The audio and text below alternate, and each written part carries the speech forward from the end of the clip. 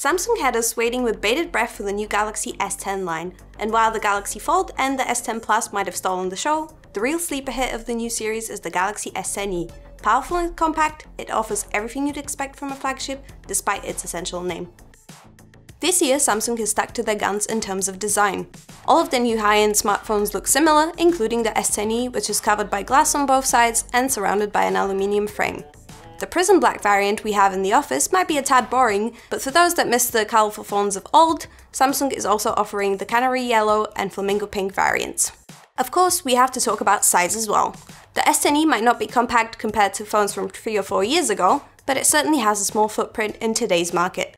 With its 5.8-inch screen and weight of 150 grams, it fits comfortably in the hand and in the pocket. The Infinity O display features the now famous punch hole, but unlike the S10 Plus, the S10e only has a single front sensor.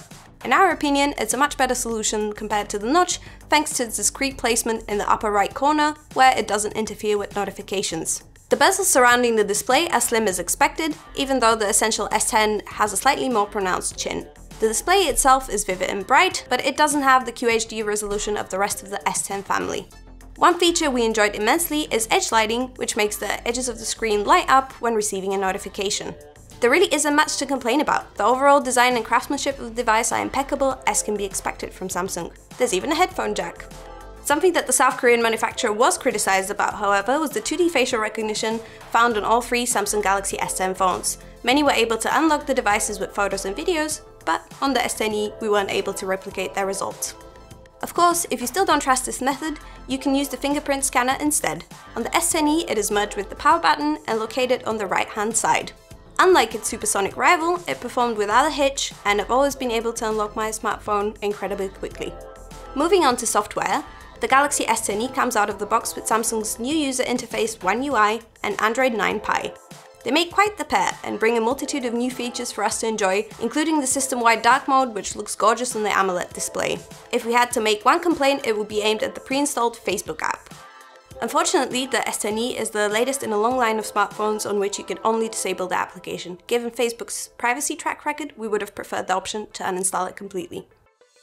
If you don't care about social media, but you love playing games on your smartphone, you'd be happy to know that the Galaxy S10e has impressive performance. It handles any app or game without a stutter thanks to 6 or 8 GB of RAM and a Snapdragon 855 or Exynos 9820 under the hood.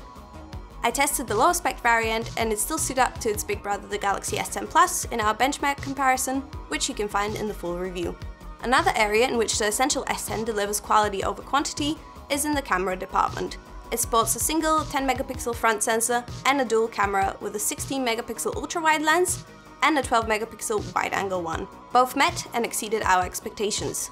They take great shots in any condition, backed by the Steam Optimizer, which supports over 30 modes. The selfies in particular surprised me with their stunning bokeh effects, which on the S10e are produced with the help of the NPU. There's even a food mode for those that can't resist posting their lunch on Instagram. The Galaxy S10e does have an Achilles heel, however. Its 3100 mAh battery usually lasts only around 24 hours before having to reach for the charger. That's pretty typical for most current smartphones, but after getting used to a 3800 mAh battery, it's just not the same. We think that a bigger battery would have made this smartphone an absolute smash hit with almost no rivals on the market. Of course, Samsung compensated by offering 15-watt fast charging as well as 15-watt fast wireless charging. There's even a reverse wireless charging mode on the S10e, but we don't recommend trying to charge your friends' phones. Overall, the Galaxy S10e is one of the best smartphones currently on the market. It offers everything you need in a stylish but compact package, and it packs a powerful punch both in terms of performance and photo quality. If you're tired of giant gimmicky phones, the Galaxy S10e is the phone for you. For APIT, this is Susanna Dowell. Thank you for watching. Please like, share and subscribe.